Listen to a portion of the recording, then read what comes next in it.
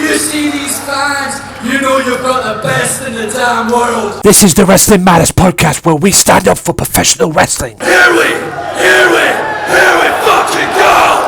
Well, enough is enough, and it's time for a change!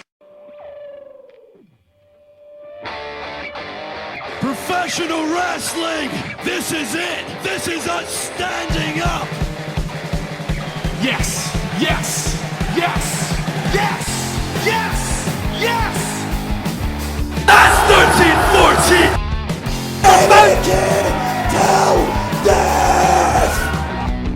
Cena, I am the best in the world. Cause that's the bottom line.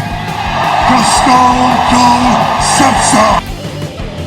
Ladies, gentlemen, and whoever else is listening to this, welcome to not only another installment of Wrestling Zone, that's right, Wrestling Zone episode 6, this is also going to be episode 140 of the Wrestling Matters podcast. I have been a very busy boy this week, going into this as well, and I thought with my guest coming on today, I thought, fuck it, let's just make this episode 140. Makes it easier for me as well, so I can concentrate on the things that I have to do this week, especially this weekend and this past weekend as well. So, yeah, we're recording this on Saturday, December 3rd. So, yeah, let's just make this 140. So this is 140. This is also episode 6 of Wrestling Zone. And yes, he is back. It's Michael Larkin. I'm back. Happy to be back. What a week in wrestling. Thank you for having me as always, Anthony. It's a pleasure as always. This was scheduled to be with Stevie Nicks as well, but Stevie has to do other things. Yep. So Stevie, if you're listening, buddy, we'll get you back on. Don't worry about it. Yeah. After the holidays, I mean, it's crazy time. It's the holiday season, so after the holidays, you'll get the S&M Show podcast back in full form on Wrestling Matters podcast. Yes, so we'll have to deal with the old issues first, and have to deal with a few things as well this week as well. So I've got a lot on my mind at the moment. People always think it's ridiculous, but like I say, I've got work commitments. I have other things as well that I need to do besides my podcast as well. I'm still doing the podcast. That's not going to change. It's just it was a little bit difficult to record some things this week as well with, like I say, with the stuff going on as well. So I just thought, since Michael's coming on, let's make this 140 as well. So fuck it. Makes it all easy for me. Yep. Now, since this is going to be episode 140 of the Wrestling Matters podcast, you can listen to this podcast on AJW Wrestling Matters, 294 subscribers on that channel, and I appreciate that very much. I don't expect anything big from that channel, but hey, it's the base for the podcast. It's the base for you guys to check it out as well. Plus a few other things are in the pipeline as well, but I need to do a few things first to get that sorted out, because like I say, I've got a camcorder that I need to redo. So if not before, after Christmas, there will be some good things coming your way on that channel, besides the podcasts as well. Also, you can also listen to this on SoundCloud, soundcloud.com/wrestling_matters_podcast as well, and download it for free. Take it anywhere you want to go, wherever it is you're going. If you can't listen to it at home on your laptop or your computer or your PC or whatever the hell it is you listen to, take it on your phone. That's what it's about, man. And you guys seem to enjoy it on there as well, and SoundCloud has done the world of good for me in terms of my podcast as well. A lot better than Podomatic and a few other websites that I used as well. So, hey, why not break something that works? Stick with it. So check it out on there as well. Also check it out on the Swerve Talk Network. Max Wrestling, you know this by now, guys, but I will repeat it because it's what I do. Max Wrestling, Max Wrestling's new stuff as well, check that out. Also check out Sunday Segway TV. If it's not on the podcast, but check that out on Bill Apter's. That's why I said Sunday Segway TV, because Sunday Segway is there as well. Also check out Max Wrestling with my buddy himself, the one and only Mr. James Belmont, Michael Rodriguez and co. Also shout out to Evan McCabe as well. I believe his stuff is still on there, even though he doesn't do podcasts anymore, unfortunately, due to personal matters. But yeah, check them all out, guys. Check them all out. Shout out to Kinny as well. He celebrated a birthday this week as well. Shout out to you, sir.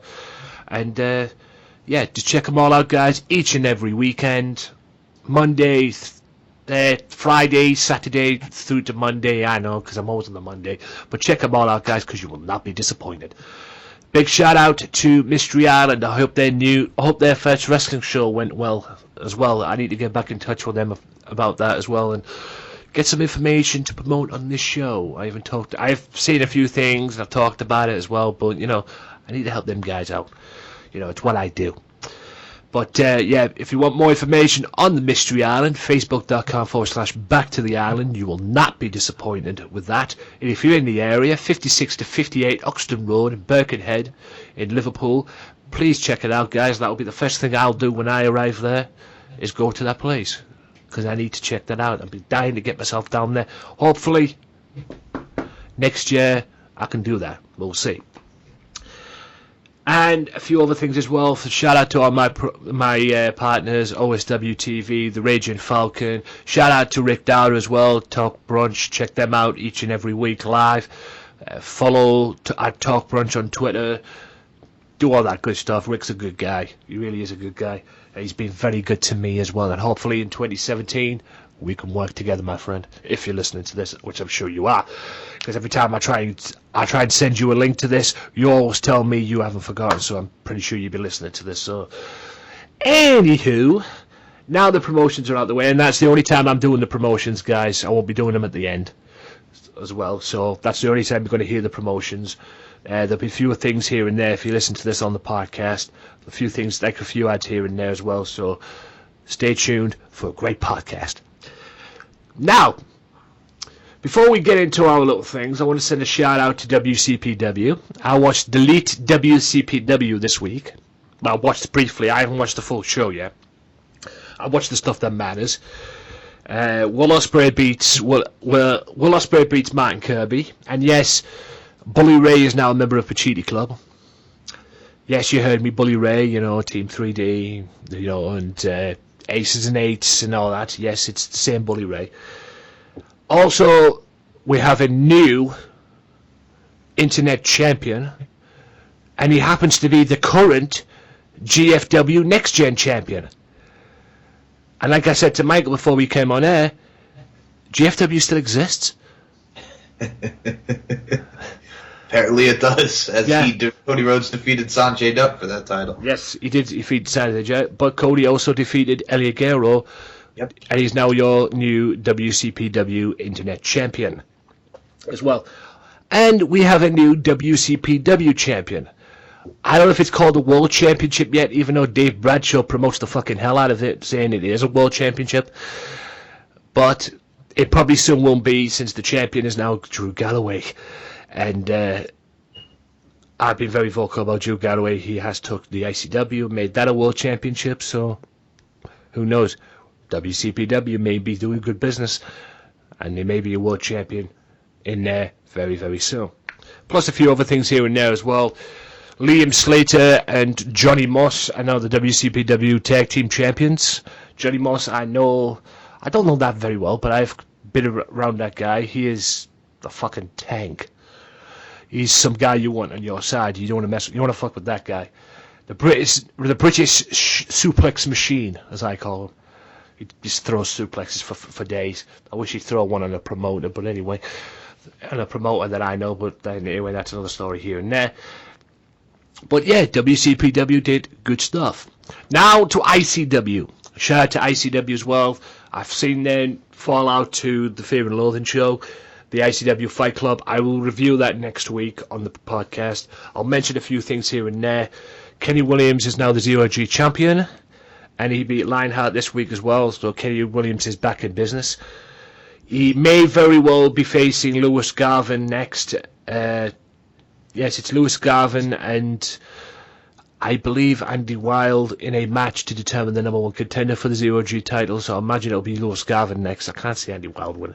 And plus, Lewis Garvin beat Ricochet at ICW's Fear and Loathing as well. Yes, Ricochet, the same guy who had that epic match with Will Ospreay. Also, a few other things here and there. Joe Coffey tapped out Kurt Angle. Yes, the Kurt Angle.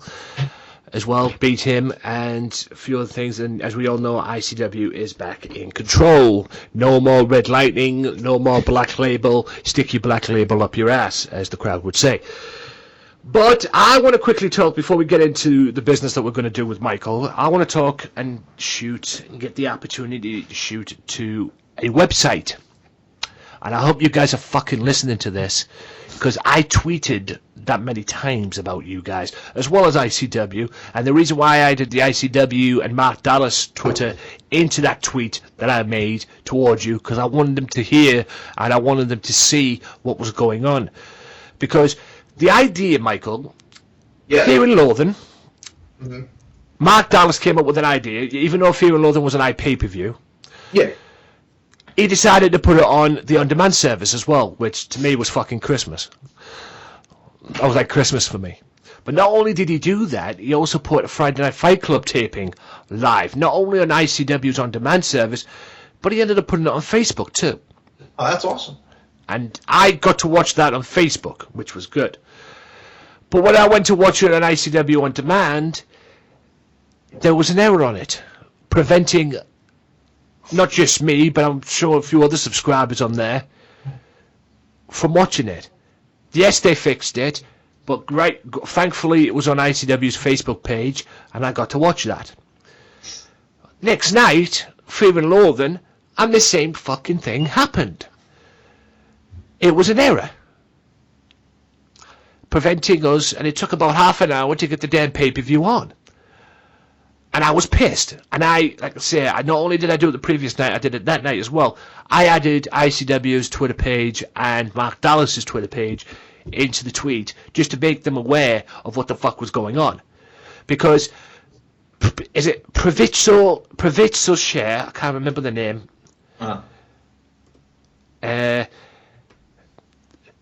It's PIVOTSHARE.com. Yeah, ProvizzoShare.com. ProvizzoShare.com. You need to sort your fucking thing out and quick. And you need to be more aware of what you're doing, because you've got Mark Dallas, you've got ICW on demand, and it's not just ICW that use your website for their on demand service. Progress Wrestling do it as well. So ICW wanted to put Fear and Loathing. I would imagine they got a lot of stick back saying that the site was crashing. So what I'm saying is to you guys, you need to up your fucking game. You need to be more aware of it, because, and it's the same with ICW, not just you guys. ICW need to be more aware of it as well, because that's how you can lose subscribers. If you like the Wrestling Matters podcast, why not check out their Facebook page at facebook.com/WM podcast and like the page and show your support to the podcast that stands up for professional wrestling, the Wrestling Matters podcast. Wrestling Matters, wrestling fans. You say, oh, yeah, I'm going to put the biggest show of the year, and you know what? Fuck it. Let's put this biggest show of the year, and let's put it on, you know, so-and-so. Let's put it on the ICW On Demand service for all those subscribers. You could lose subscribers that way if the site ain't fucking working. Okay? I only missed 3 matches, and I managed to get the end of the BT Gun match as well. So it all went well. It was all good at the end of the day. It was all tickety-boo and all that. But yeah, it just didn't work very well. And that's not good for you. That's not good, to be honest, for anybody. To be fair, especially if you're ICW fans as well. You want to watch the biggest show, you go onto the on-demand service, and the fucking site ain't working. It's simple as that, man. And like I said, I only added the tweets in there to make sure that ICW was aware of the situation, because that's how you can lose subscribers. Yeah. Simple as that. Anyway, enough of all the rants now. Let's get it down to business. So what you want to do first? Well, have a couple news items. Last night, out of the final battle, Ring of Honor, From top to bottom, from what I read, it was a good card. A couple news did come out of it. The pre-show match, we saw Cheeseburger and Will Ferrara defeated the Tempura Boys at a New Japan Pro Wrestling. Right, yeah. We saw the Rebellion, who was the former Cabinet. Rhett Titus, Kenny King, and Caprice Coleman defeat the Motor City Machine Guns and Donovan Dijak in 6-man tag team action. Cool. We saw Silas Young with the Beer City Bruiser defeat Jushin Thunder Liger. We saw Dalton Castle defeat a now heel Colt Cabana after Colt Cabana turned on Dalton Castle. Yeah, I saw that. Yeah, I saw that episode where you need him in the castles, let's say, and he walked away. It's now heel Colt Cabana, and Dalton got his revenge. So yeah, let me guess on something. Go ahead. We have a new Ring of Honor World Champion, right? Yes, Kyle O'Reilly defeated Adam Cole, baby. And I know How fucking predictable was that? Seriously. Well, you could see that a mile away, Michael. You know that was going to happen. Yes, he was going to retain against Jay Lethal in London, or wherever the hell they were doing it in there. But you know from the build, and you know where it was going from that. You know Adam Cole, Kyle O'Reilly have a long history. Once upon a time, they were tag team partners. You could see that coming. I'm watching Ring of Honor this week, Anthony, and they're building up and they're talking about, our days in Future Shock and this and that. I attacked him, he attacked me, and I'm like, Kyle O'Reilly's getting the damn belt. You know he's getting the damn belt. I knew damn. I didn't even need to watch it this week because I knew long before, even when this match was announced. I think I even mentioned it as well to a few other people. They were building Kyle O'Reilly, and like I say, they gave Adam Cole the belt back. He beat Jay Lethal, if I remember correctly, and ended that streak. He beat Jay Lethal, became the champion. That's the perfect way to build towards Kyle O'Reilly and give Kyle O'Reilly what he deserves, and that's a Ring of Honor World Championship. That's the perfect way. These two have had a long feud. These two used to be tag team partners. They've been kicking each other's asses in Ring of Honor as of late. What a better way for Kyle O'Reilly to supposedly get his revenge by beating the guy he despises the most, Adam Cole, and become the champion. Exactly. It's a perfect build, the perfect story, and in a way a predictable ending because everyone can fucking see that a mile away. I even said it on my predictions that this is probably the most predictable match on the card. Yeah. Was Kyle O'Reilly winning the belt. Yeah. What about the tag team titles? Were they defended? Yeah, there was actually two for tag title matches. We have new 6-man tag team champions in the Kingdom, the New Kingdom. Matt Taven, TK O'Ryan, and Vinny Marseglia defeated Kushida, Leo Rush, and Jay White. So the New Kingdom. Yep. Not the old kingdom that had Adam Cole and a certain Miracle Man in TNA. Yes.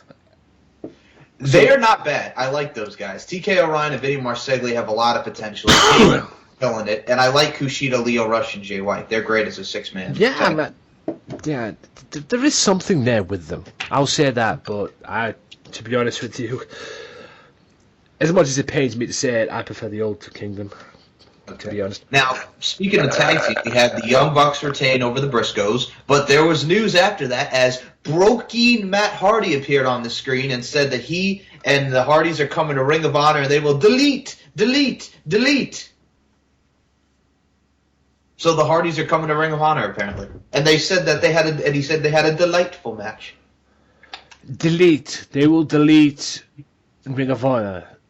Or they're going to delete they're going to come. I think they want the Ring of Honor Tag Team Championships. I don't know. We might see the Young Bucks against the Hardys in Ring of Honor because the Young Bucks just signed another deal with Ring of Honor in New Japan. I think it's a 2-year deal, so they're staying. They're sticking around. So we might see Young Bucks. That's to prevent WWE from getting them. That's what that is. There you go. That's to prevent WWE from getting them. Plus WWE, I think they've offered. They want the Young Bucks. Hell, they want Adam Cole too.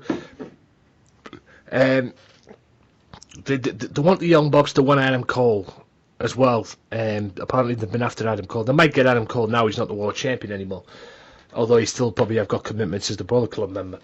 Yeah. So the thing is with the Young Bucks, they've offered them deals before in the past, and I think even the Young Bucks have said this as well. That the Young Bucks, I don't know if I would say scared, but I think they're a little weary about the fact that what WWE might do with them.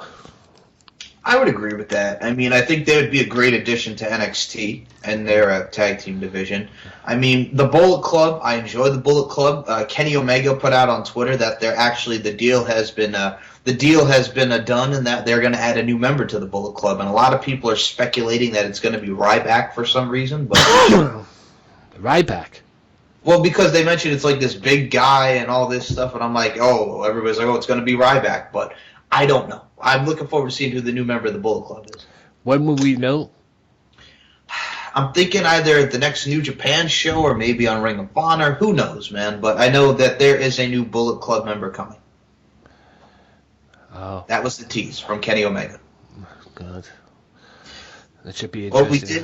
Well, we were originally supposed to have a 4-way match for the Ring of Honor World Television Championship, but I don't know what happened with Bobby Fish. I don't know if he's injured, but it was Marty Scurll, the new Ring of Honor World Television Champion, as he defeated Will Ospreay, who held the championship for 2 days at the end of the London tour, defeated Will Ospreay and Dragon Lee in a nice 3-way matchup for the championship.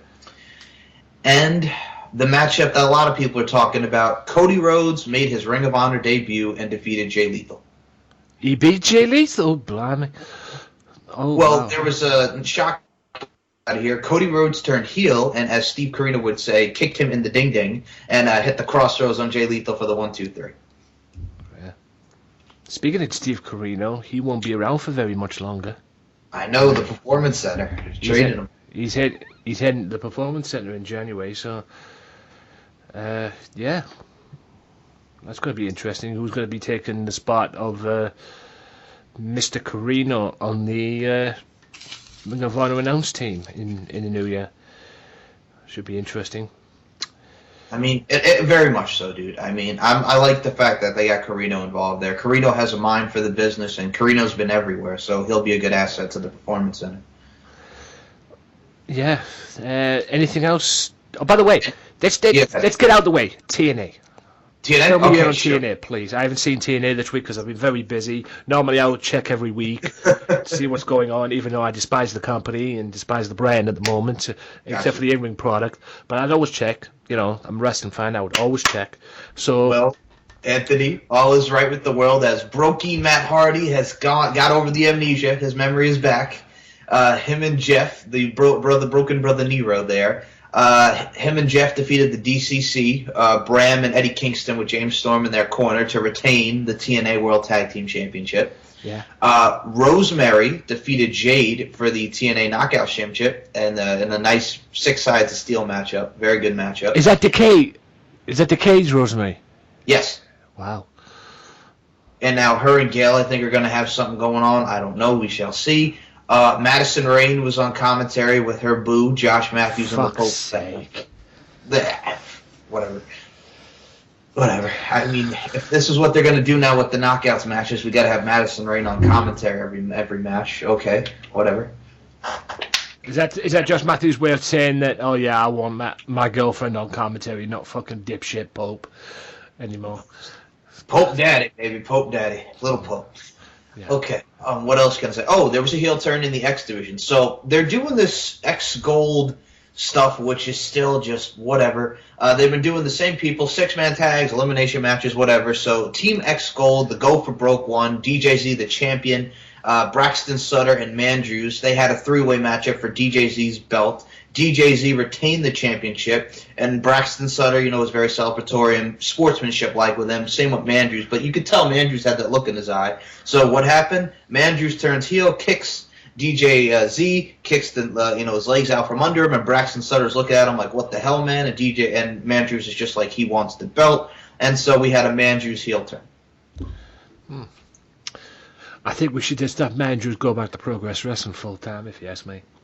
Okay. The other thing I can say is we had another title change. Is Aaron Rex, the all cocky Aaron Rex. Moose beat him. Yeah, I saw this. I saw the picture. Yeah, Aaron Rex is now no longer the Grand Champion. Grand Champion of TNA. What the fuck that belt is still, I don't know. Squashed, man. It was like a 2-minute match. He got squashed in like 2.5 minutes. And he dropped the title to Moose. Yep, he dropped it to Moose. There was a nice back and forth with EC3 and Eddie Edwards, as the main event next week is Eddie Edwards versus EC3 for the TNA World Heavyweight Championship. Oh, so So he gets his shot then, okay. Yeah, because EC3 last week beat Eli Drake, who cannot talk anymore. He can't say dummy, yeah, or that's not an insult. That's just a fact of life. He lost his gift of gab, if you will, so he can't talk anymore. There's gonna be now. I think he lost that. Not to interrupt, but I think he lost that when he left the group with Drew Galloway. To be honest with you. Yeah, the Rising and all that. Gotcha. I mean, we now have a match I don't want to see because I think it's coming, and it's a feud I don't care about. Mahabali Shera and Al Snow against the Tribunal, and I guess in like a tag team strap match is what they're setting up. And I quit. I'm sorry, but I don't care about Mahabali Shera and Al Snow against the Tribunal. I mean, I don't care about Mahabali Shera, but that's another issue for another day. I'm not a fan of Mahabali Shera, not my thing. I mean, whatever. But him and Al Snow's now a face after the Tribunal attacked him and all that. Grado, I haven't seen him since, he put on the turkey suit last week against Robbie E and dancing around and all that stuff. I think him and Robbie E are a tag team, or I don't know what they're doing. Jesse Giles are still doing a solo thing.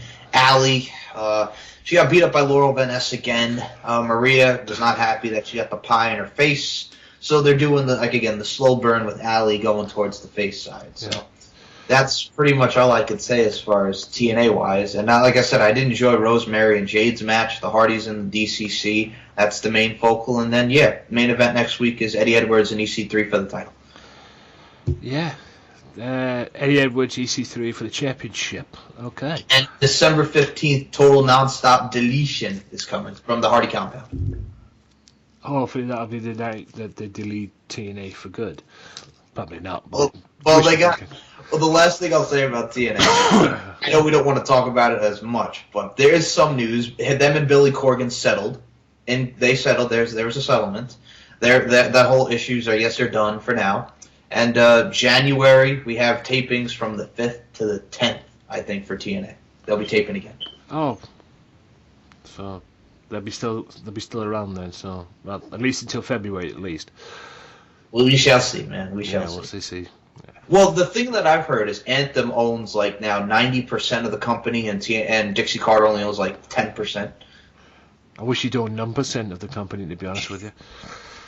Just fucking, it's just stupid. The whole thing has been stupid. The only thing I'm hearing is in January. I think they're talking about bringing in Alberto Del Rio, and I'm like, okay, is that really going to help you guys? Because you bring all these people in, and don't get me wrong, I like Del Rio, but is he really going to add something to their company?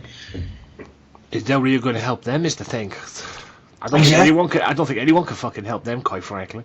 They brought in Cody Rhodes. Did that really do anything for them? No. They brought in Aaron Rex or Damian Sandow. Did that help them? They only brought in Cody Rhodes because Cody Rhodes only wanted a piece of Mike Bennett. That's the only thing. And then he got him. And then he got beat up by Lashley. So what does that tell you?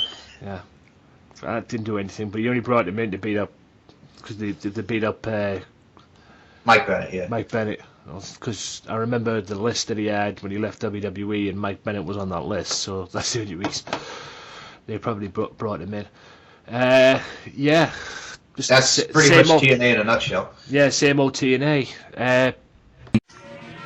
There's only one wrestling podcast that gives you honest, uncut opinions and the most unique trivia since WWE did The Weakest Link. And the only place you can hear the show-stealing podcast promo every single week.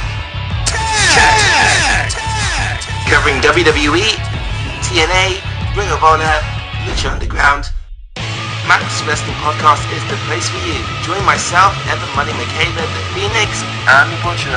Sundays at 7 p.m. UK time, 2 p.m. Eastern time with your host, Danny Dangerously, on VOC Nation and the Swerve Talk Network. Go to maxwrestling.wix.com/maxwrestling or follow us at maxwrestlinguk for more details. Give in to the madness.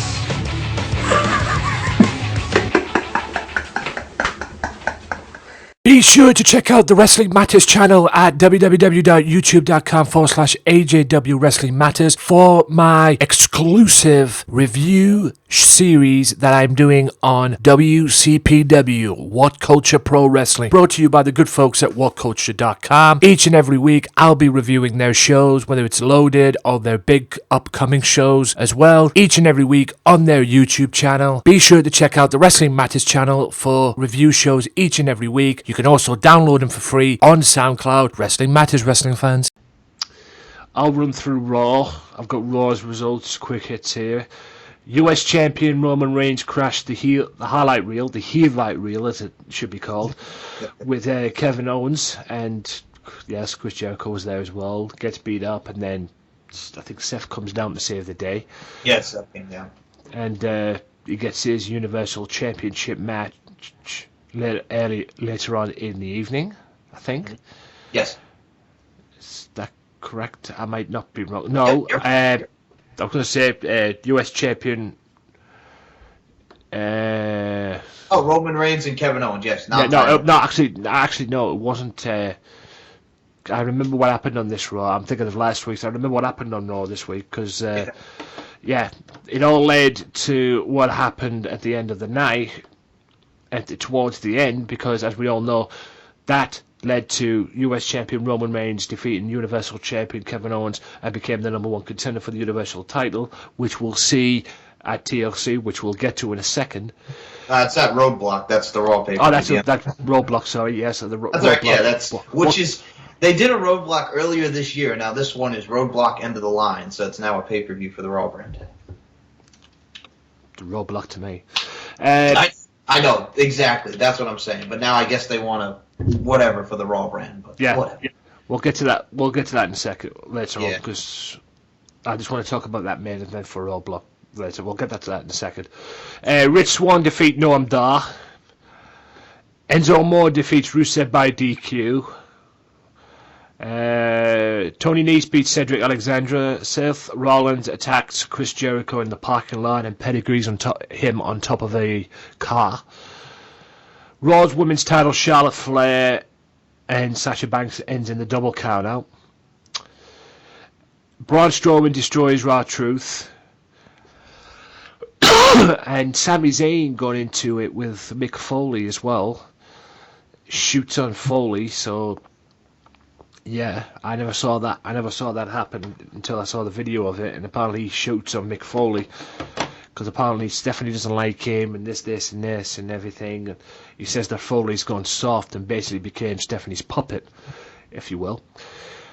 Paul Heyman declares Brock Lesnar for the Royal Rumble match. Yes, Brock Lesnar is in the Royal Rumble match. Yes, Goldberg's in it too.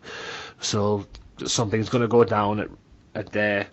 You know, will we see Universal Championship match with Goldberg involved? We'll have to wait and see next year.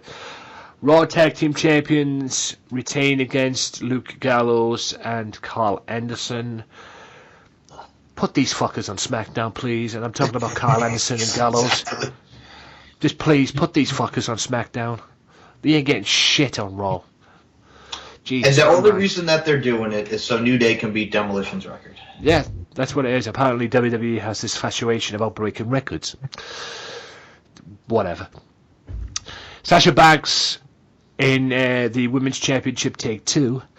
Yep. Sasha Banks finally beats Charlotte Flair to become the new 3-time Women's Champion, and yes, gets endorsed by Daddy of Charlotte herself. Yes, right, Ric Flair returned as well. So yeah, that was Raw basically for you. What did you think of Raw? I enjoyed it. They're playing hot potato with the Women's Championship. I mean, Charlotte wins it, Sasha wins it. Charlotte wins it on the pay-per-view, Sasha wins it on Raw. We're going to probably see it again at Roadblock. The Enzo Rusev stuff, I think we are setting up a Rusev versus Big Cass match at Roadblock. Man, the Mark Henry Titus O'Neil thing was kind of stupid. I mean, Mark Henry's in the movie, and Titus O'Neil, the Titus brand, thinks he should be in it, and he gets shoved on his ass for his troubles. Braun Strowman beat R-Truth in 40 seconds, which just to show how dominant Braun Strowman is. Sami Zayn, I did enjoy his passion in the promo. I think people were saying Mick Foley's false teeth fell out of his mouth while he was cutting the promo. I don't know, but whatever. Something false fell out of his mouth, or fell out of him after that. There you go. The New Day, man, I don't know who's going to beat them for the tag titles. I mean, I'd like to see Sheamus and Cesaro beat them. I know some people are calling them the new version of the APA after they beat them up in that bar brawl. I think it was either this week or this past week or last week, but they kicked ass in that bar brawl. I mean, I like Sheamus and Cesaro. I think they would be great as tag team champions because, like I said, I enjoy their work as a tag team. I enjoyed them in their Survivor Series matchup. They were great. Man, it is what it is. I'm just looking forward to see what they do for Roadblock. I think Owens and Reigns will have a great match. Seth and Jericho will have a great match. Sasha and Charlotte will have a great match. It's just, I don't know. I'm just looking forward to seeing the direction that they go for their Roadblock end of the line. Speaking of direction, a little talk this week that the plan is for Roman Reigns to defeat Kevin Owens at Roadblock and walk around with the US title and the Universal title. So sort of like they did last year with Seth as the United States champion and the WWE champion. Don't get me started on that, please. Well, Jon Stewart, man. Fuck you, Stewart, you prick. I don't care how much money you made out with that. I don't care how much money you got from that. You had no business being there. As long as he stays away from the championship. Oh, please don't by the way, that's another thing. Don't make this into a new thing now where every year at SummerSlam, Jon Stewart has to get involved in a match. If they do, I'll quit watching SummerSlam. Exactly. I don't give a fuck how much money he gets paid.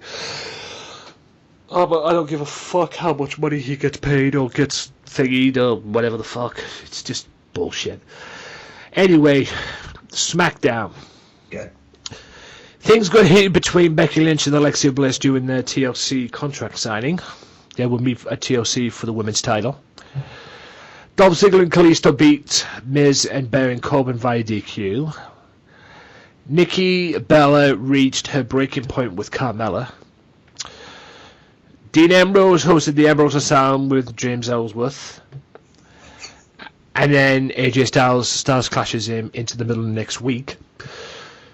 Sent him to the hospital. Kane defeats Luke Harper. Bray Wyatt and Randy Orton defeat American Alpha to become the #1 contenders for the SmackDown Tag Team titles. And Dean Ambrose vows or looks to get a bit of revenge before the TLC match and engages with AJ Styles in a backstage brawl to get a little bit of revenge for James Ellsworth.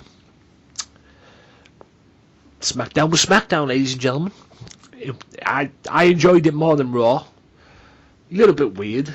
I liked it as well. I mean, I think James Ellsworth, that's the new thing now. We got to beat up James Ellsworth every week and possibly send him to the hospital. That Styles Clash looks sweet. I like that Styles Clash. What else can I say? Oh, Alexa Bliss putting Becky through the table, and now it's a tables match for the Women's Championship at TLC. That should be fun. Kane and Luke Harper, man. I mean, I'm tired of seeing Luke Harper lose. He's got to get a dub. I think he's got to beat Kane, man. I didn't think that Kane should have won, but it is what it is. I didn't think it was a bad match, nonetheless. I thought it was fine for what it was. It's fine. And Miz and Dolph Ziggler, that's going to be a great ladder match. Corbin and Kalisto, I'm interested to see where it goes. Dean and AJ at the end with the brawl after AJ was going back and forth with Slater and Rhino backstage. I mean, that was a nice little brawl. But yeah, SmackDown was SmackDown. I thought it was a great show, nonetheless. Yeah. And since we're talking SmackDown, let's talk TLC. All right, let me get the card up. Yeah, it's still the same 6 matches. No pre-show match announced like they did for Survivor Series. I mean, they just announced those 2 matches, the Cruiserweight and the Kane Luke Harper for Survivor Series, on the spot. I didn't know, so now there's no pre-show match announced, just the same 6 matches. The only thing I also will say is, before we get to that, what did you think of 205 Live? I thought it was all right. I don't see what the big deal was. I liked how they, Jack Gallagher and that match. That was great. I like Jack Gallagher's the man. The Bollywood Boys beat Nice and Gulak surprised me, but it was a nice way to, get over the Bollywood Boys, who are former. You want to talk about GFW? That's GFW right there. They're former GFW. I think the problem is with 205 is they're putting it on the same time and the same position as SmackDown. Yeah, it's right after SmackDown on the network. Give it put it on a different day. If you have to record it on that day, I mean, if you want to do it live, then fine. 205 live, that's fine. But you might want to put it on a different day. Yeah, but look at the hours we have at wrestling. We got Raw, which is 3 hours on a Monday. Tuesday, you got 2 hours of SmackDown, and then 205 live. Then Wednesday, you got NXT. Thursday, you got, Impact or whatever you want to watch there. But there's a lot of wrestling going on, like in the beginning to the mid of the week. Yeah, I mean, I think at the end of the day, people write about what they're saying. If you want to get some buzz into 205, you've got to put it before SmackDown. People want to see SmackDown. People are there to see SmackDown. They're not there to see 205 live unless you put it on before. Try that. If that doesn't work, put it on before SmackDown. Put it after SmackDown. No one's going to give a fuck. And the only thing I know about it is since this 205 live is out now on. I mean, they got rid of superstars. There's no more superstars on the network, so no more superstars. No one cares. Yeah, exactly. No exactly. one cared. Yeah, no one cared about superstars. I know I didn't. No one cared about main event either, to be fair. And what'd you think of Rich Swann beating Brian Kendrick for the Cruiserweight Championship? That was good.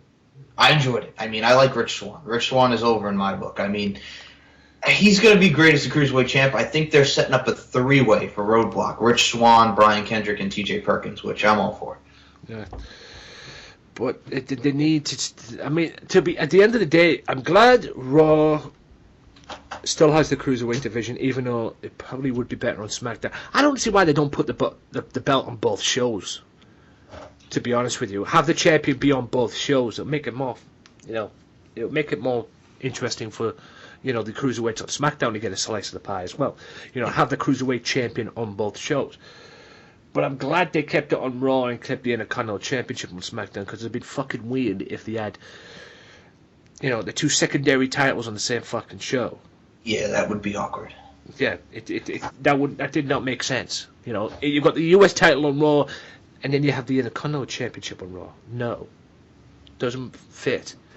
So thankfully they kept it on there, but I just don't see why. If they want to do that, I don't see why they put the US title. They put the Cruiserweight title on both shows. Have the Cruiserweight champion be on both shows. I think that would be more interesting. Agreed, dude. I mean, I like the Cruiserweight Championship, what they're doing, but yeah, if it was on both shows, because, I mean, you got SmackDown, they got nice Cruiserweights. I mean, Kalisto fits perfectly in that division. Yeah, and it just doesn't... It doesn't work on its own on Raw. Mind you, Raw's not working for me at the moment, so... don't get me wrong, they've done alright shows, but you just know there's something missing by looking at it. It's I mean, you wonder why Shane came back in the first place. Anyway, let's get to the predictions. Let's do our predictions for TLC. Yeah. TLC. We'll start with the chairs match. Kalisto goes one-on-one with the Lone Wolf, Baron Corbin. I think Kalisto will win this. All right. Get the revenge. Revenge. For me, I'm going to go different. I'm going to say Baron Corbin. I think they're pushing him more than Kalisto. I like to see Kalisto, like I said, involved in the Cruiserweight division somehow, but I think Corbin is going to win this. As much as I want Kalisto to win, I think Corbin's going to get the dub. Yeah. I think Kalisto will win based on revenge. He'll get his revenge, I mean... Makes sense. I mean, Corbin was just beating him up for months, and then Kalisto gets the revenge with the chair and the splash, but yeah, you would think it would make sense for Kalisto to win, but we shall see. Next... Nikki Bella versus Carmella in a no disqualification match. Now, Carmella got a black eye from this past week's SmackDown in that brawl after Carmella was talking about smashing her Bella twins, which I enjoyed that promo, very heelish. I think, Carmella's had the upper hand, and I think it's time for Nikki Bella to get the dub. I say Nikki Bella to win over Carmella. Yeah, man. It's just been one big feud for me. I've been into this feud, to be honest with you. You got Mrs. Superman and Superwoman and Carmella, who, to be honest with you, has been lonely on SmackDown. I know they're trying to get her over, trying to get her to be an established star, but she's lost without their boys. Into a big cast, man, in my opinion. She's lost without them. They're chatting how you doing to her during her promo, and she shot that down very quickly. Yeah, she's lost without them too. And yeah, I'm with you. Nikki Bella wins all the way.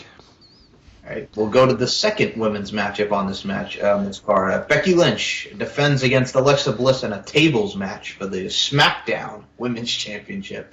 I like Alexa Bliss. I don't think she's winning it here. I said maybe on like a Smackdown or maybe at the Royal Rumble. I'm going to say Becky Lynch to retain.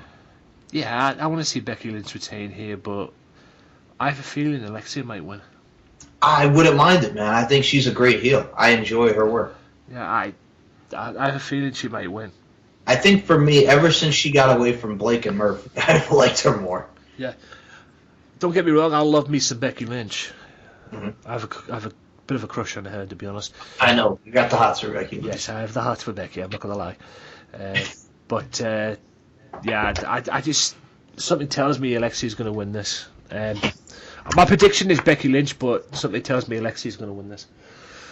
I can't agree with you on that. But like I said, I want Becky to win. I've enjoyed her run as champion. And I like the fact that it cracked me up when she called herself a honey badger. But okay, I love how she cuts the promo. She cracks me up. Yeah.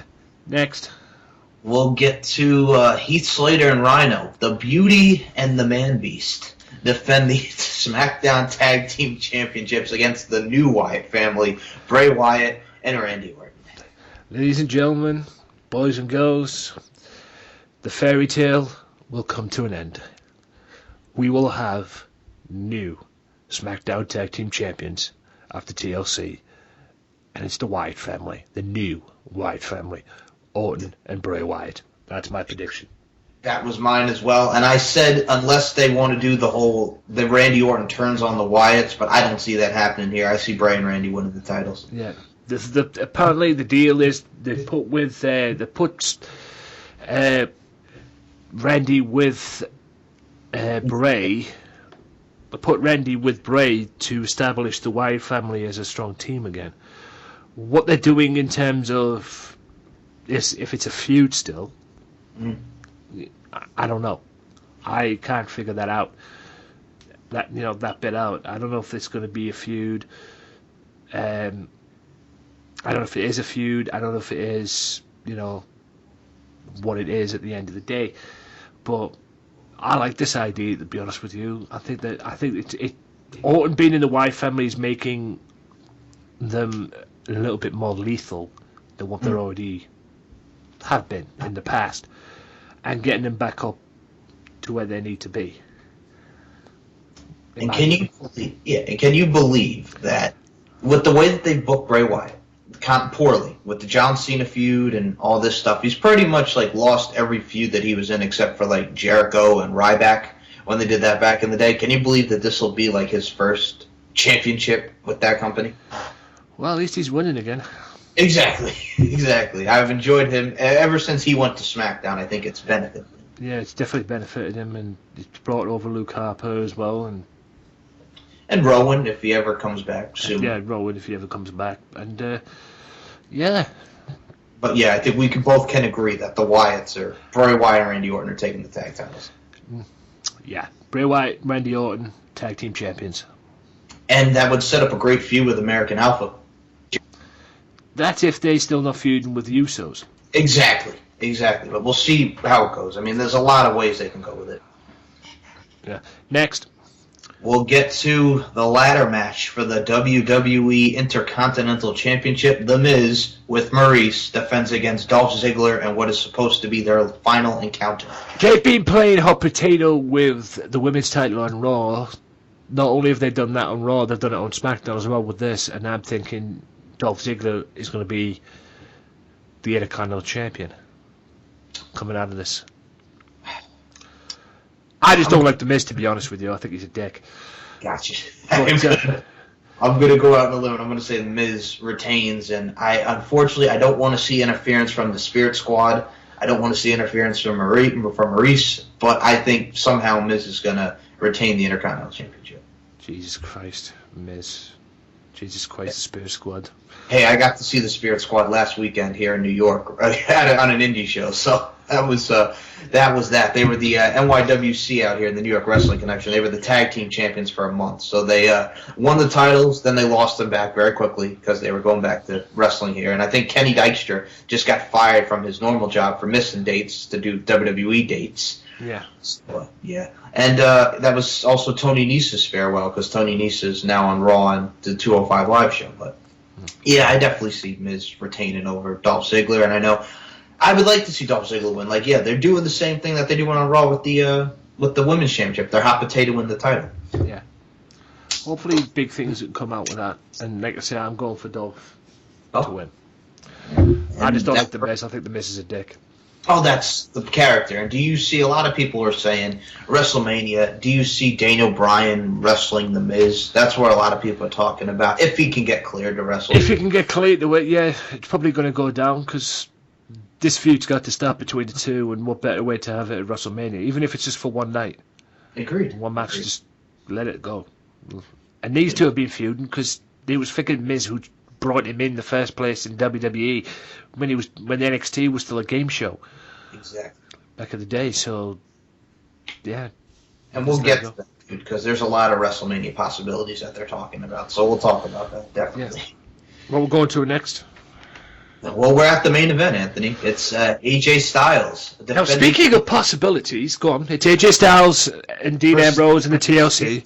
For the world title. Speaking of possibilities, there's been a lot of possibilities, and I have mentioned this on my podcast, about the outcome of this match. And I'm predicting AJ Styles to win. Me too. Because apparently, the next goal is going to be at the Royal Rumble. It's going to be AJ Styles one-on-one with The Undertaker. Because apparently, The Undertaker is looking to put the belt on The Undertaker. And give him one more title run. Because now that he's back, this could be his farewell retirement tour, if you can say that. And the aim is Undertaker, John Cena, WrestleMania, WWE World Championship, and that's where John Cena will get his 16th title run. And yes, will equal Ric Flair. And before you idiots out there start, oh, that sucks and everything like that, he's going to do it. It's going to happen. Yeah, it's going to happen.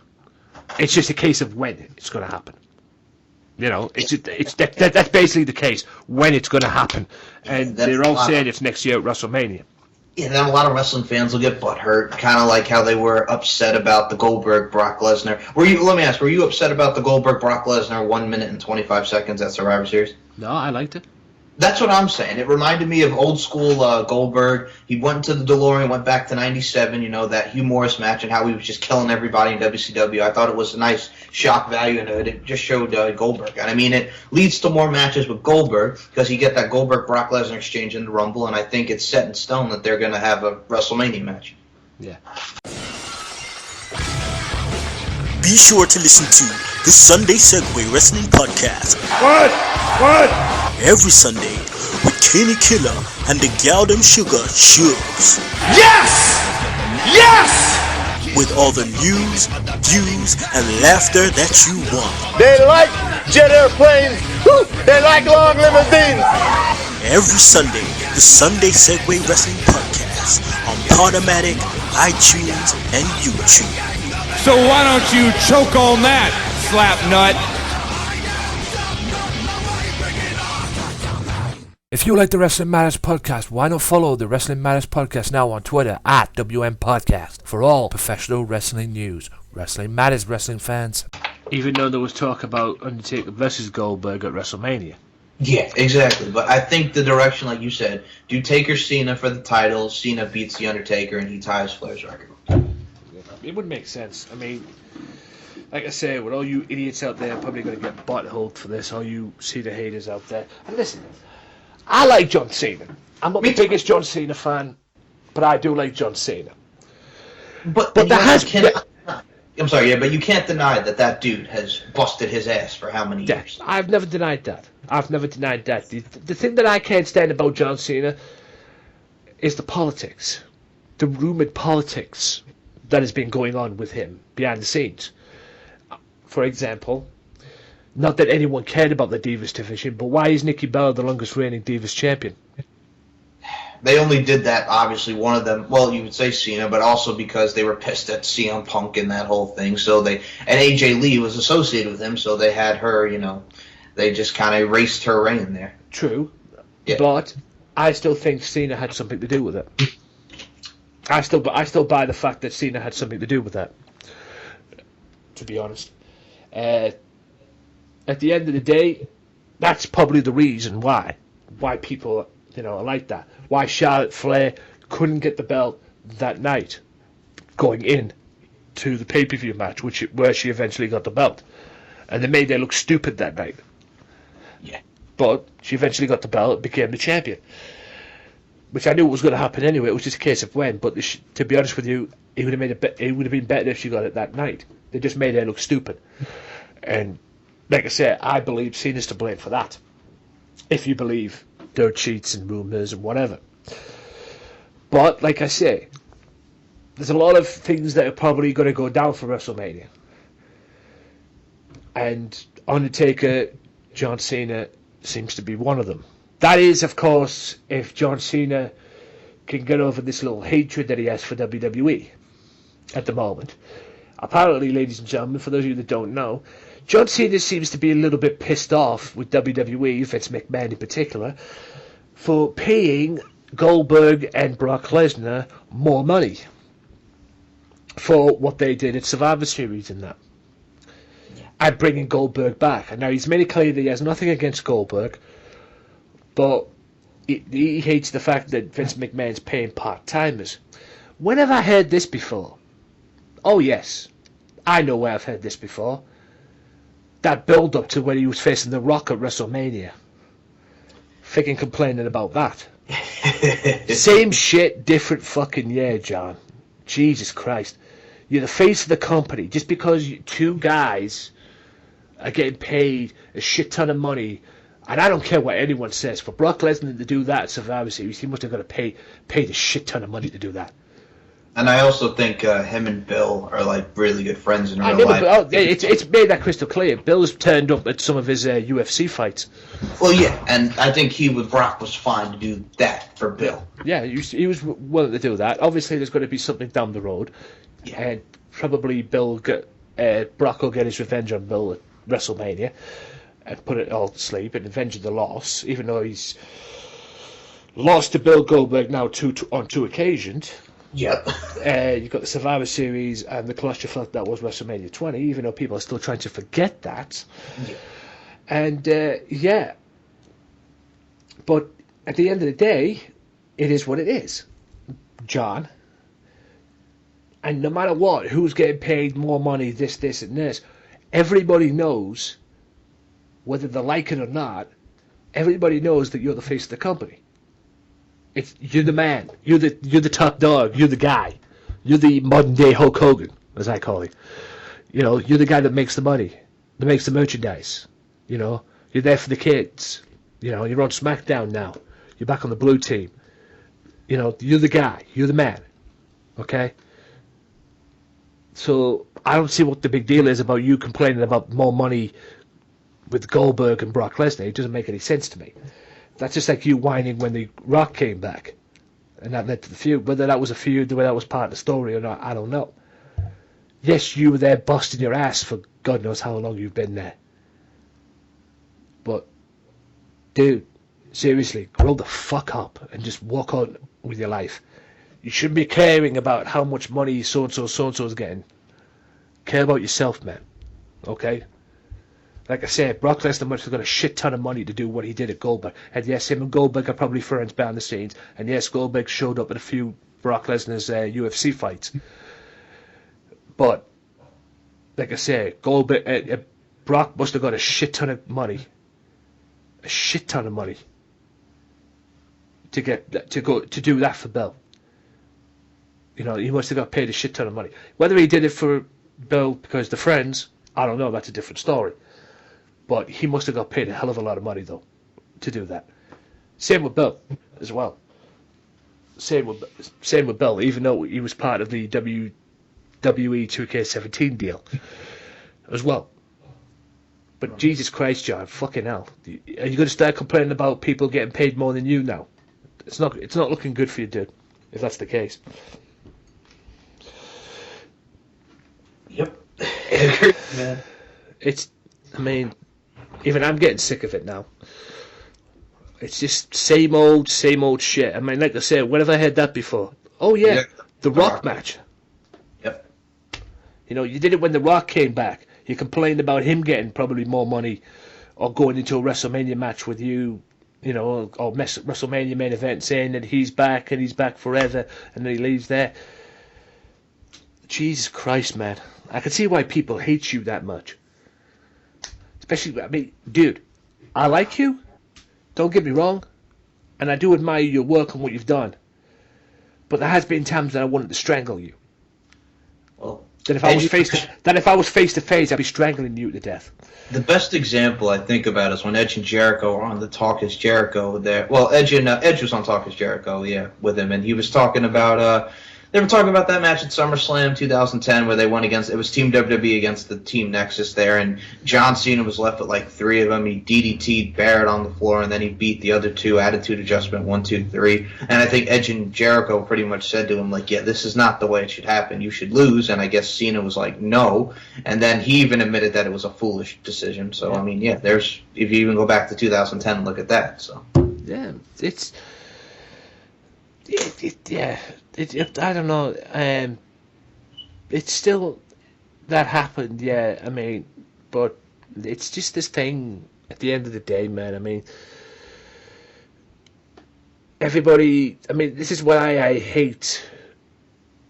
This is the reason why I hate a lot of people, man. This is the reason why I hate.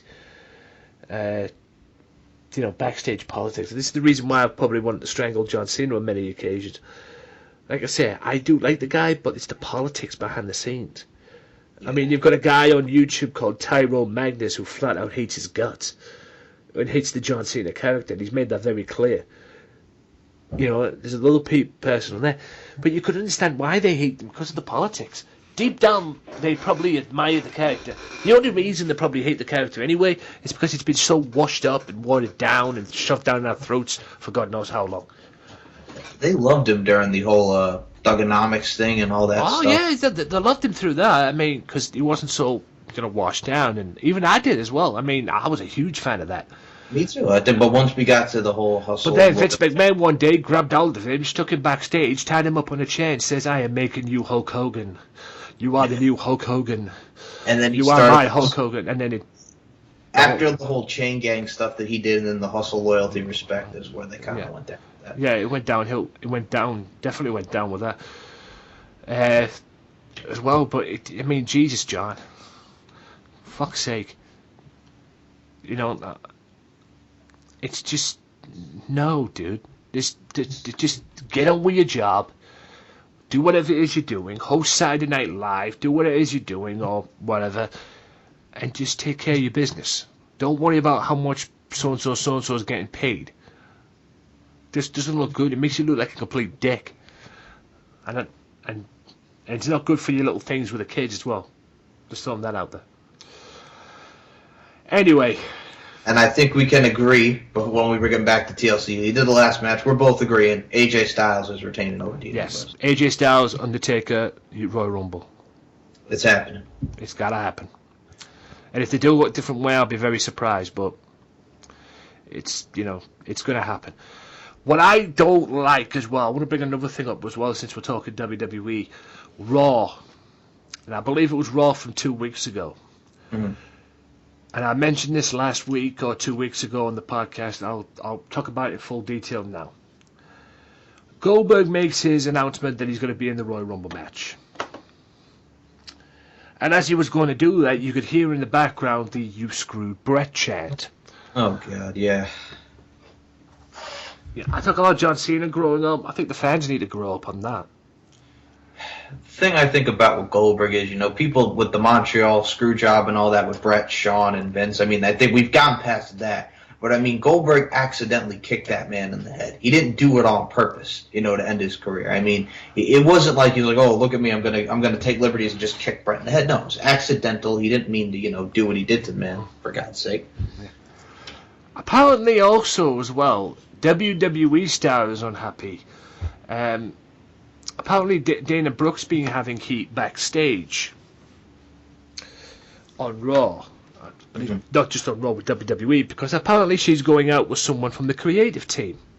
Yeah, I heard that. I think she shot it down, and that's not the reason, but I don't know. I was hearing something about, Dana Brooke having heat for that. No. That's the reason, Dana.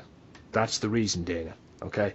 If you're having a relationship with someone from the creative team, questions are going to get asked. In terms of influences, as well. There has been worry over the cruiserweight division. We've seen that, and 205 and everything. I mean, for crying out loud, man. You just put the cruiserweights use the cruiserweights properly, for Christ's sake. It's just stupid, man.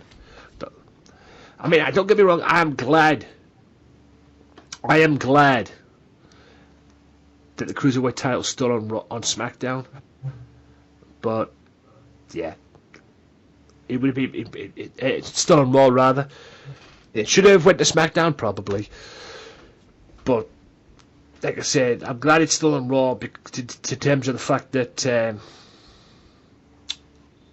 terms of the fact with Intercontinental Championship going to Raw if it was a trade thing. It's ridiculous.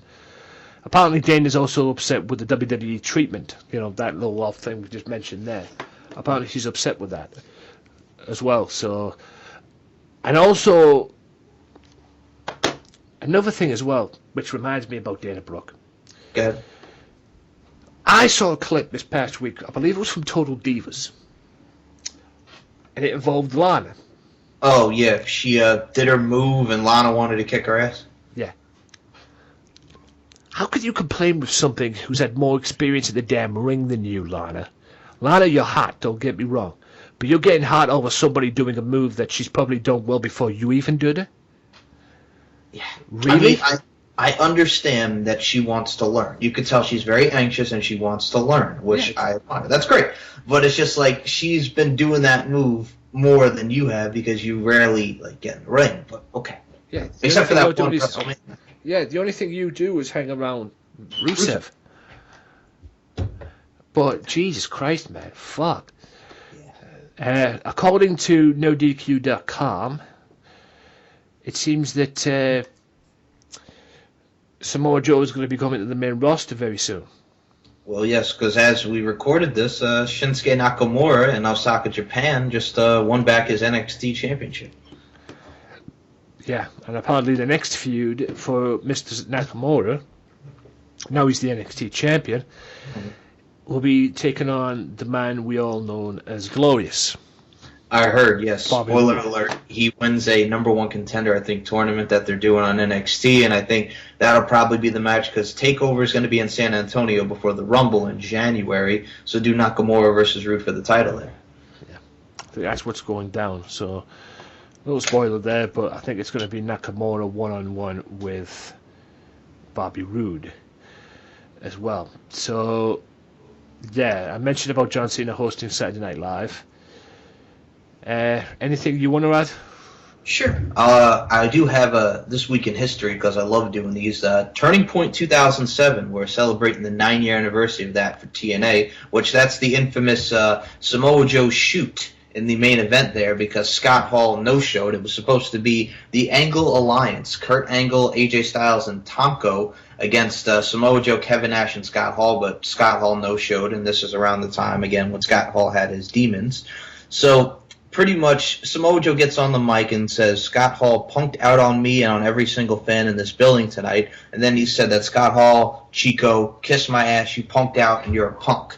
So he went out there and did that. Then, he took liberties. And Kevin Nash went in the back and pretty much he's told this story. He slapped Samoa Joe in the face.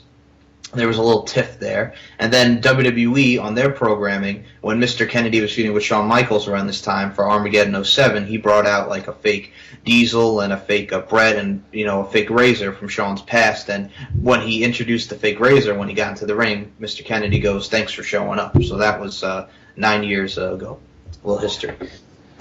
Yeah, is that what happened with Joe and Kevin? I remember that situation. He went backstage. Yeah, and then he slapped him like he did Roddy Piper one time as well.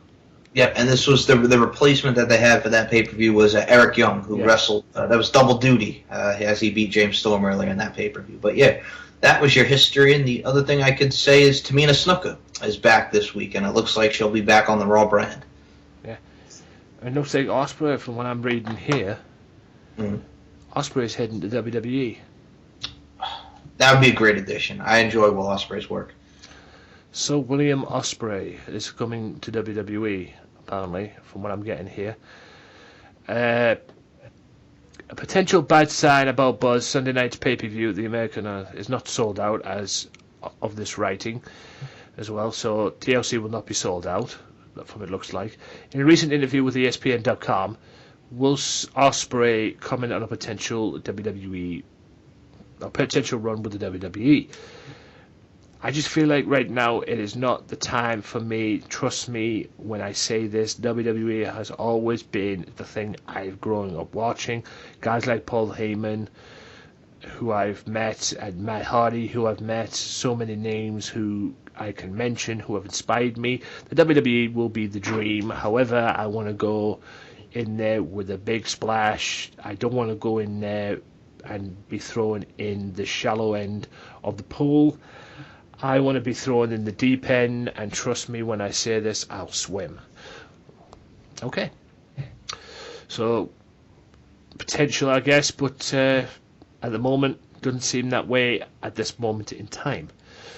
So, yeah. But like I say, you'd be a good addition to probably NXT. Will Ospreay, that is. Cody Rhodes talks about using the last name. Yes, there was always these issues about him coming out when he came out with WWE. Would he be allowed to use the name Rose? Which is complete crap, in my opinion. Because he should be allowed to use it anyway. I mean, what's his whole deal with GFW? I mean, do you know any information on that? I mean, I thought there were... I'm amazed they're still in business.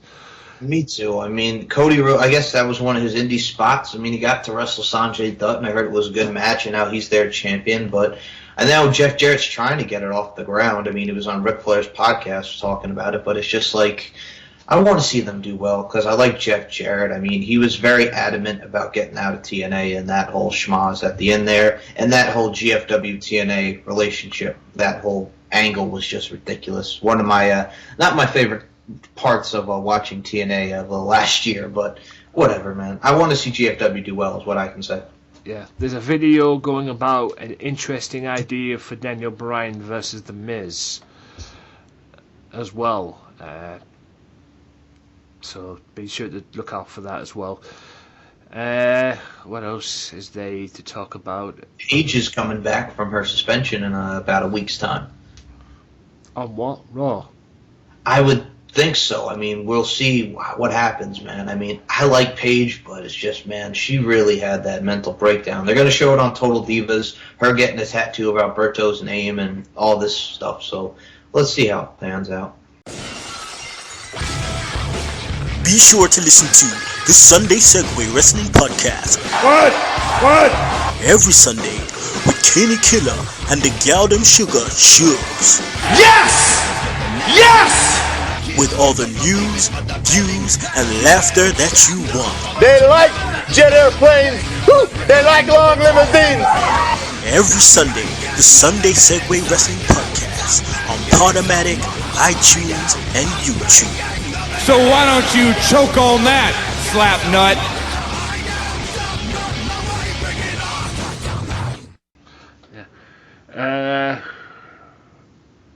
I'm a little lost, man. I mean, we've already talked about the bits that I want to talk about. It's been just like a slow news week. I mean, we talked about the whole TNA and the Billy Corgan thing. We talked about NXT. I'm looking forward to takeovers coming. I like how they're doing takeovers now at like big 4 pay-per-views. They're going to do one before WrestleMania again. Other WrestleMania stuff I've heard that they're talking about is Triple H versus Seth Rollins.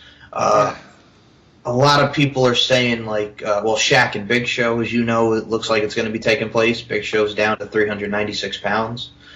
What else can a lot of people want to see Roman Reigns go against with the United States Championship. His next feud for that belt. A lot of people want to see Braun Strowman take that championship from him. Wow. The Braun Strowman Roman Reigns feud. Yeah. I mean, like I said, there is an issue that Roman Reigns could be... He could be the double champion again, like they did with Seth Rollins before, even though it only lasted a month. But, really? Braun Strowman? Braun Strowman. I don't know about that.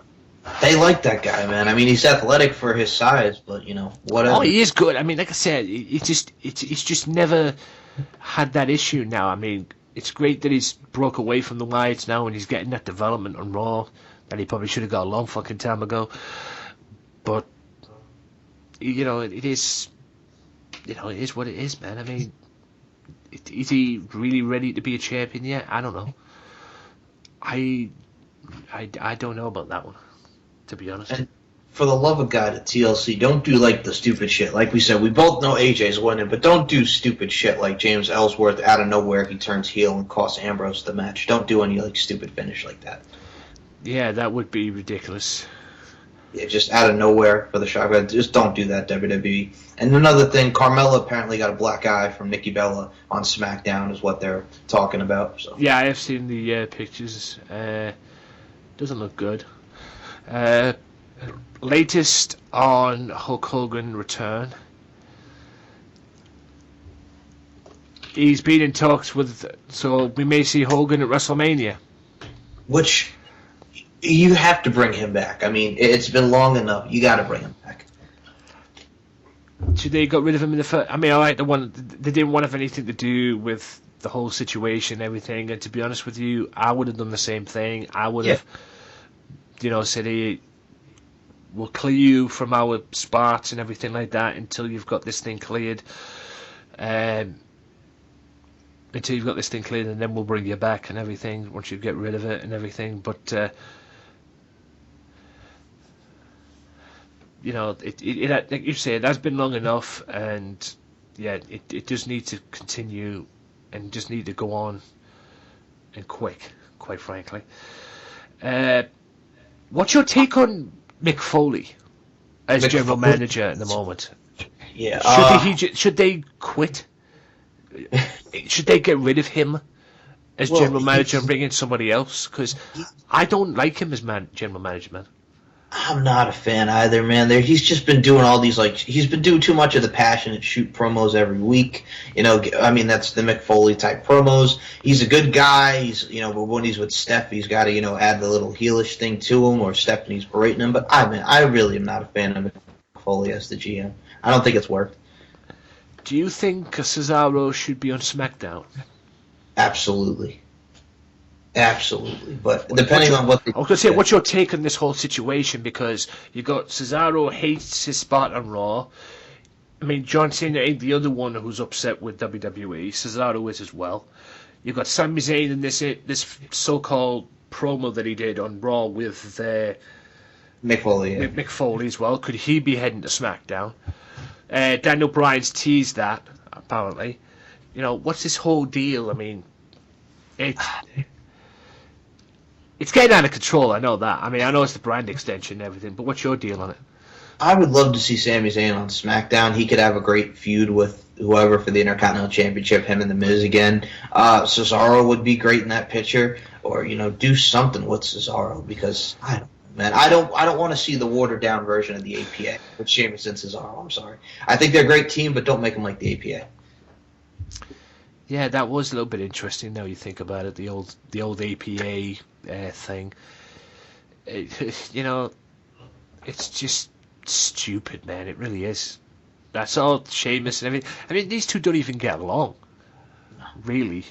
And the next minute they're beating people up in the, what I call it. I mean, was it good?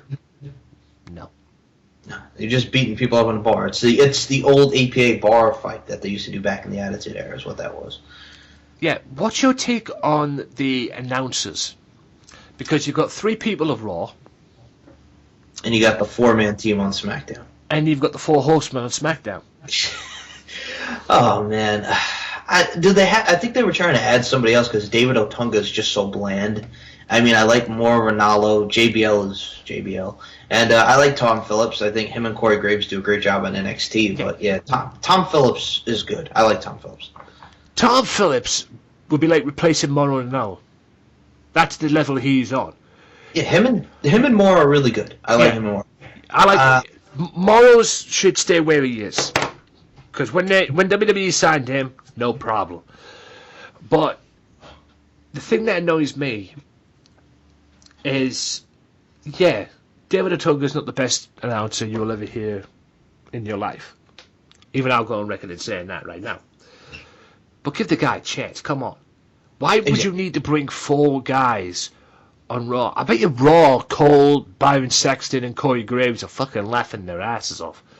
You know, we've got the 3 here on Raw and you've got 4 on SmackDown. What the fuck? I mean, somebody has to be bad. Somebody has to be bad on that SmackDown for them to go, oh yeah, we'll bring in Todd Phillips and stick him in there. It's fucking ridiculous. I mean, how can you have people come... There's no room there. Usually you'll have wrestlers coming out on SmackDown talking about, you know, so-and-so, you know, oh yeah, we're going to do this, this, and this, you know, we're going to do this, this, and this, we're going to do this, you know, and all that. You know, or building up their next feud or whatever it is, their match or upcoming match with that certain opponent who's in the ring with them. You know, like they always come join the announce table. But there's no fucking room there. Because you've got 4 announce teams. You've got one who's reportedly blind, who basically I couldn't give 2 flying fucks about, quite frankly, and that's David Otunga. Yeah. You've got a guy who's stuck in the middle of it, and that's Mauro Ranallo. You got JBL. You've got JBL, who, like you say, is JBL. And you got Tom Phillips. And then you got Tom Phillips, who's the voice of NXT. Exactly. And, man, I listened to 205 this week, and I like the commentary team. I think Morrow and Corey did a great job. And then they added Austin Aries to that, because Austin Aries, I think, is injured right now, and they want him to be a part of this cruiserweight thing, from what I've heard. Austin Aries was great. He was great. He was like, "Why are they shaking hands and everything?" I think that was I swear that was a shot that. That might have been Austin taking a shot at Ring of Honor, to be honest with you. Why are they shaking hands? Yeah, when have I seen this before? Oh yeah, Ring of Honor. But yeah, I enjoyed Austin Aries. He cracked me up. Now, a lot of people talk about worst announcers. Like, some people say that Kevin Kelly and Steve Corino are the shits on Ring of Honor. I like Kevin Kelly. I think he's a good announcer. Yeah. Corino has its moments when he's not screaming super kick him in the ding ding. But I mean, TNA, Josh Matthews, no. Pope, he's whatever. I don't mind the Pope, but yeah, Josh Matthews is just whatever. Surely the Pope has to sit next to Josh Matthews sometimes and listen to the garbage that comes out of his mouth. I mean, there's the soundbite every time there's an X Division match. There's nothing like them. You can't see the X Division anywhere else. Is there an X Division? No. There's an X Division title. But there's not an X Division. The hell, you should be looking at a fucking TNA. Well, they bring up in Marche Rocket, who is from the Indies, who's very good, but he gets like a title match, like his second match in that company on the roster. And I'm like, but you guys haven't really built Marche Rocket. Yes, you showed a video package on him, but you guys really have not established and built Marche Rocket. You just threw him out there. Yeah. And then you got Mandrews, who's now a heel. You got Spud. You got... who else is there? Oh, DJZ, you got Braxton Sutter, you got all these guys, but whatever. It's the same people over. Trevor Lee is good, Andrew Everett's good, but yeah, I mean, it is what it is with the X Division. Yeah. I just don't get it, if I'm being honest with you, the X Division. Like I say, I you know, the X Division, still an X Division? Okay. And the Grand Championship hasn't really done anything for them. I think a lot of people have said that they still wish that they would have kept the King of the Mountain title. Yeah, I said that. I said that as well, man. You know, you gotta keep the King of the Mountain title. I mean, I don't get this fucking Grand Championship. It's 3 minutes every round, and then the judges, you know, pretty much judge who wins the round, and then you automatically know they're going to a third round, because nobody just wins 2 rounds out the gate, because you know that they're going to just milk the crap out of it and have it be like a 9-minute match every time. Yeah, it's like, really? You know, it's like a poor version of World of Sport, man. And by the way, speaking of World of Sport, go ahead. World of Sport, as well, they've been making or remaking World of Sport over here, the old British World of Sport, and apparently, number one, the first episode, or the pirate episode, or whatever episode they're calling it, apparently that's going to be coming at the end of the month, around about Christmas time. Yes.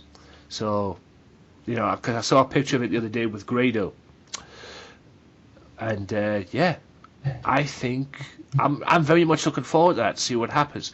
I really think, like I've said to many other people that I talk to, I really think they should bring that back like they used to. Not bring that back like it's in respects of making it an own brand. But if they're going to bring that back like on ITV, like they used to do back in the day, you know, and bring like wrestling back to ITV, they need to start talking about the British wrestling that's out there. Not just have their own show for that. They need to be established more for these other promotions as well, because there's a lot of great promotions out there, man, in British wrestling today. You know, British wrestling wasn't around back in the day from the FWA, Frontier Wrestling Alliance. I mean, you've got that, and you've got, you know, you've got ICW, PCW, Preston Championship Wrestling, Progress Wrestling, which gets mentioned over there because they're doing business with WWE as well. Hell, they were on the spot for the Cruiserweight division as well. Speaking of Progress, I'll check that while I'm talking about this as well. Also, they need to start bringing out shows and mentioning, you know, giving these guys a platform and even mention them once in a while, man. Because I think to nowadays, I mean, if I went and talked to somebody about ICW, they'd be like, what the fuck's ICW? You know, that kind of thing. They need to establish more out there. I mean, ICW is doing big business. Progress is doing big business. But they need a TV show like a World of Sport, but, you know, that can mention and put these people over. Now, granted, would they get Jim Ross every week? Probably not, to be honest. They might get him the odd occasions, but would they get Jim Ross every week? Probably not. I mean, apparently one time when he came over to do WCPW and be the commentator on that show, apparently his plane ticket cost WCPW $6,000. Yes. Apparently, from what I've been told. But, yeah. Would they get him? Probably not. But they need a wrestling show to establish these British wrestling things out there. I mean, what's your take on that? I mean, British wrestling nowadays has been harder than it's ever been. I would agree with that, man. ICW is awesome. WCPW is awesome. Yeah, just get it out there. Just do it up, man. I'm a big fan of the British wrestling scene. I mean, I got no problem with it. There's a lot of great talent that come out there recently with Ospreay, with Mandrews, with Marty Scurll, all these guys, man. Yeah. Right. I'm going to quickly run through what happened at Chapter 39. I will be watching this as well and hopefully reviewing it in the previous... in what's to come, basically. I have got... I'm sorry, I was just going to mention to you, what do you think about the... just came to me, what do you think about they're talking about, like, this year we had the Cruiserweight Classic. What do you think about them doing a women's kind of thing tournament for next year? I've got no problems with it. Me either. Bringing all the indie women, NXT women, whatever you got there. Just showcase the women. You've got to do something. You know, women's wrestling's back where it belongs and everything. And so... I mean, Progress Wrestling are doing it. They're doing natural. Is it the Natural Progression series? They're doing. I believe it's that. Yeah, the Natural Progression series, and they've done it with wrestling. You know, they've done it previous times before, and they've done it with, you know, men before, and whoever wins that tournament gets a championship match. This year they're doing it with the women. This time around, they're doing it with the women. So if they can do that, why not do something for that way? But anyway, I'll run through what happened with Progress and everything. Progress Wrestling Chapter 39, which saw the fallout, basically, from what happened at Chapter 38, where Mark Haskins, who was Progress Wrestling champion, ended up being let's just say he ended up being or having to forfeit the Progress title because of injury. So that led to Chapter 39, which saw tournaments for the contender for a match for the Progress Wrestling title, which was to take place the same night. And the matches were Progress Tag Team, Progress Wrestling Championship, #1 Contenders Tag Team, or World Title Contendership Tag Team match. The South Pacific Power Trip, which is TK Cooper and Travis Banks, defeats the FCU, which is Eddie Dennis and Mark Andrews. Pastor William Evra with Sebastian defeats Joe Coffey. That's a bit of a shock to me. The British Strong Style, Pete Dunne and Trent Severin defeat the London Riots to, I guess, retain the Progress Wrestling Tag Team titles in the process, because British Strong Style are the Progress Wrestling Champions as well, and they advance to later on in the night. Matt Riddle defeats Will Ospreay. A match that I was looking forward to, considering their feud. Jimmy Havoc, one-on-one with Marty Scurll, and apparently Jimmy defeated Marty by DQ. Nixon Newell, the very first WCPW Women's Champion, defeats Katie Harvey. And in the Progress Wrestling Championship 7-way vacant match to determine the #1 the Progress Wrestling Champion, it saw the Bruiserweight Pete Dunne defeat Jimmy Havoc, Matt Riddle, Sebastian, TK Cooper, Travis Banks, and Trent Severin. And he is now, Pete Dunne, the Progress Wrestling Champion. I wonder how Trent Severin feels about that. So that's basically all it is, and I will be watching that when it eventually pops up on the on-demand service. And that's not up yet, but yeah, we just have to wait and see about how that could pop up and everything. So yeah, I'm very much looking forward to the Chapter 39. I mean, but I don't know about you, Michael. That's all I've got at the moment. So yeah, that's cool, man. I mean, it's the UK, man. It's taken over. UK wrestling is awesome. Pretty much anything on the indie scene is awesome, man.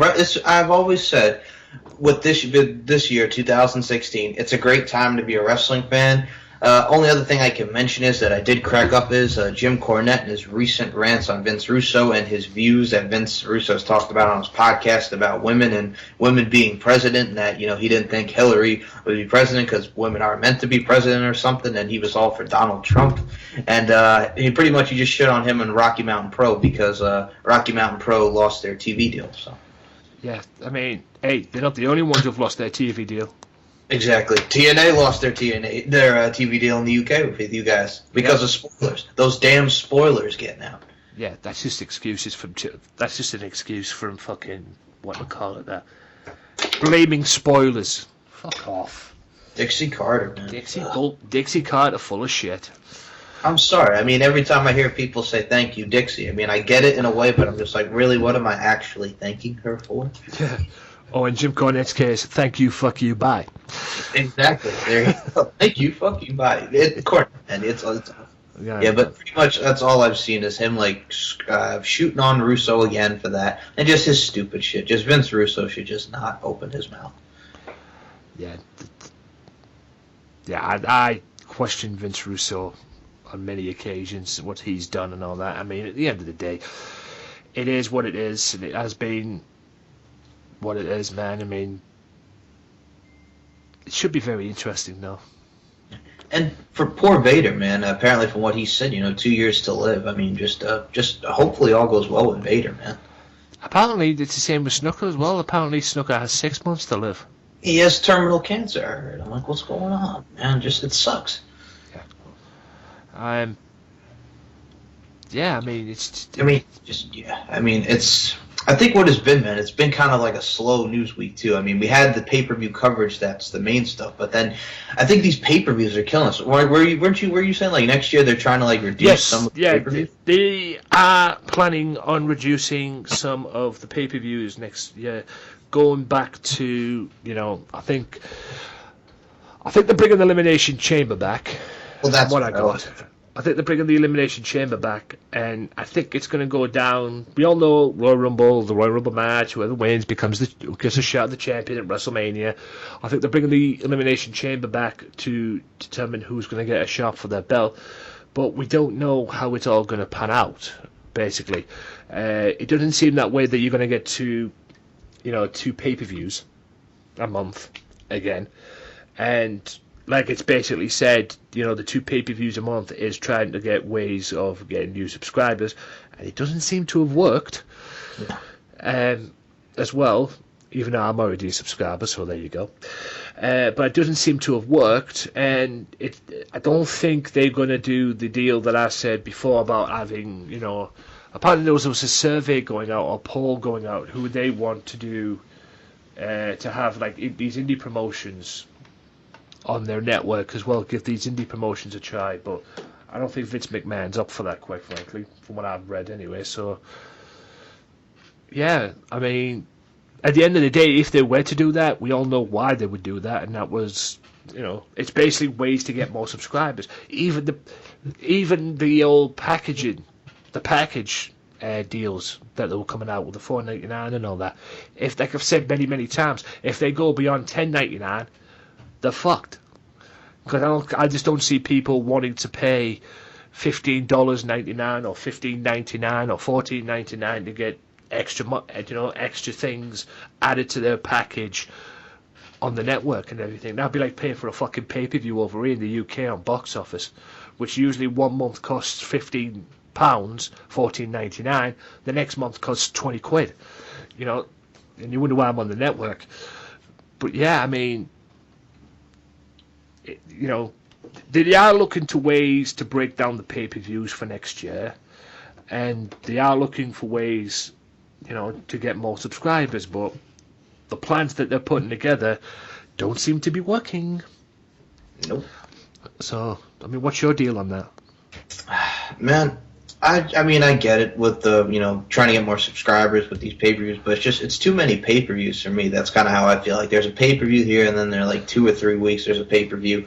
There's only one in January, which we got the Royal Rumble. Well, there's Royal Rumble and TakeOver, which I don't mind, but because it's a nice little combo. But I mean, just too many pay-per-views coming, and just don't increase the network. It's fine at $9.99. Just leave it the way it is. If you want to add more content to it, great. But just do not increase the price or do any of that. I mean, I don't mind them bringing don't increase the price. If you increase the price, you're fucked. Because like I say, that'll lose you more subscribers than you'll probably want to gain. And I mean, I don't see people brave enough to buy or to push out that amount of money to subscribe for new deals and everything like that. They'd probably rather leave than fucking subscribe. But at the end of the day, keep the network as it is. Mm-hmm. And if you want to add stuff, there's got to be other ways you can add that.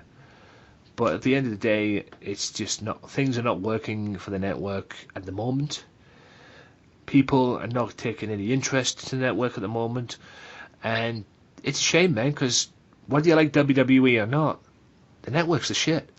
It is. You have to see all great content from back in the day, old pay-per-views, this and that, our new original series. I mean, it's awesome. Even WCW, the old ECW as well. I just wish they put Thunder up, but that's another issue for another day. Yeah, no, we've talked about Thunder. It's all the Nitro stuff, but no Thunder. Yeah, no Thunder. Yeah, you got to get Thunder up. They've got all the pay-per-views from WCW. They're bringing the old Saturday, the old WCW shows that they used to have before Nitro even came along. Yeah, Saturday night, WCW Saturday night. WCW. I don't know if it was called WCW. Was it called WCW Saturday Night? Yeah, that's 6:05 on TBS. Yeah, the old TBS shows they used to do with in late 80s, early 90s, with when Jim Ross was hosting it and shit like that. Back in the early 90s, that stuff. They're bringing the TV shows for that back to. They're putting them up on Raw and the network as well. So in the old Raw as well, the old Heck, even Goldberg's debut is on Raw as well. The Goldberg return is now on Raw as well. So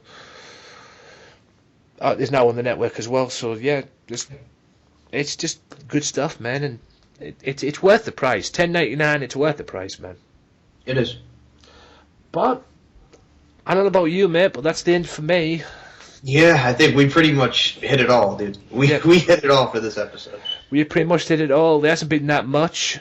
I suppose it's coming. I mean, we've already got what we wanted, and that was TLC and shit like that. And yeah, I mean, it's the holiday season. I mean, it's tough. It's chaotic. Everybody's doing their shopping, and then WWE's doing Roadblock, which is December 18th, which is 1 week before Christmas. Yeah, December 18th, Roadblock, and that'll be the last pay-per-view of the year.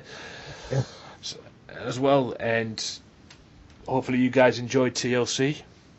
Yeah. As well, and like I say, as this is going out on Mondays, if you're listening to this on the episode, I'll be working tonight. So, oh joy, yeah, Middlesbrough and Hull. But other than that, I'm pretty much done for this, and I'll step aside and let Michael do his thing, man. Where can my loyal audience find you on this beautiful thing we call social media? First off, I'll say, as always, Anthony, it's a pleasure doing this Wrestling Matters podcast episode, and a combination of that and Wrestling Zone episode 6. So it's a combination this week, so I just thought it'd be easier for me. So I appreciate it, as always. Thank you. So we'll start with social media. You guys can find us on Facebook. You can like us, S&M Show Podcast Network, or at S&M Network Shows. The SoundCloud is soundcloud.com/MCLarkin92, the S&M Show Network. You can find all our shows. You can find our show that Anthony and I do, Wrestling Unleashed, on there as well, all those episodes. And, the Twitter is at SM Show 1. That's at SM Show, the number 1. And there you have it, guys. And don't forget, you can check this out. Don't forget to check out the Swerve Talk Network each and every week, like I've said earlier on. You know where it's at now. Also, subscribe to the Wrestling Matters channel as well, AJW Wrestling Matters. Wrestling Matters podcast also can be downloaded for free, as well as listened to on soundcloud.com/wrestling_matters_podcast. This has been episode 6 of the Wrestling Zone with Michael Larkin, but it's also a combination of that as well as episode 140 of the Wrestling Matters podcast, because that's what we've basically done today.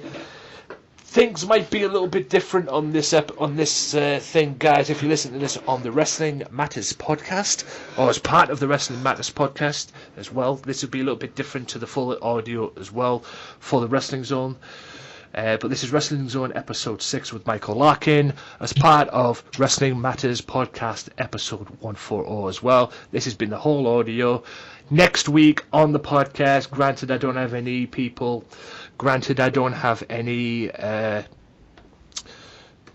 guests on for next week. I don't know, I might save the guests now until after Christmas, to be honest with you. If I can fit somebody in, I will do, but like I said, I'm up to my neck in stuff at the moment, but unless I don't have anything next week, I will play a double bill of Lexa Rose interview next week.